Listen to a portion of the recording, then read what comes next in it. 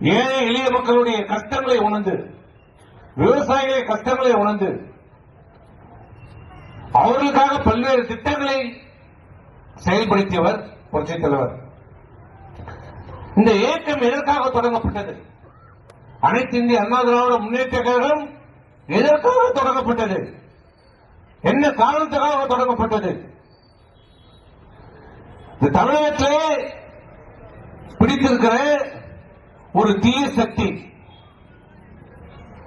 இந்த தமிழகத்திற்கு ஆபத்தை உருவாக்குற ஒரு தீய சக்தி. அந்த தீய சக்தி அழிக்கப்பட வேண்டும், ஒழிக்கப்பட வேண்டும். யார் அந்த தீய சக்தி? கருணாநிதி என்கிற ஒரு தீய சக்தி. அந்த திமுக அழிக்கப்பட வேண்டும், ஒழிக்கப்பட வேண்டும் என்ற நோக்கத்துக்காக தொடங்கப்பட்ட இயக்கம்தான் அனைத்து இந்திய அண்ணா திராவிட முன்னேற்ற கழகம். அப்படிப்பட்ட புரட்சித் தலைவர் இருக்கின்ற வரை, உயிரோடு இருக்கின்ற வரை, அந்த கோட்டை பக்கமே கருணாநிதியை வராமல் பார்த்துக் கொண்ட இயக்கம் புரட்சித் தலைவர் எம்ஜிஆருடைய அனைத்து இந்திய அண்ணா திராவிட முன்னேற்ற கழகம்.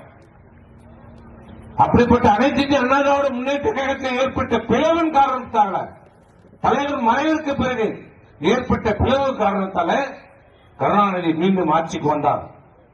ஆனால் ஆட்சிக்கு வந்த ஒரு மாத காலத்திலே நடைபெற்ற 2 இடைத்தேர்தல் நடைபெறுகிறது. மதுரை கிழக்கு, மருகாபுரி ஒரே மாதத்தில் நடைபெறுகிறது. பிரிந்த இயக்கம் ஒன்றிணைகிறது.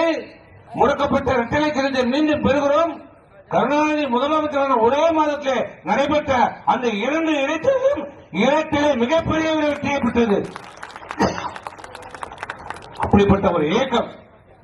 ஆனால் இன்று வரை தமிழகத்தை பிடித்த சனியன் இன்னும் ஒழியவில்லை.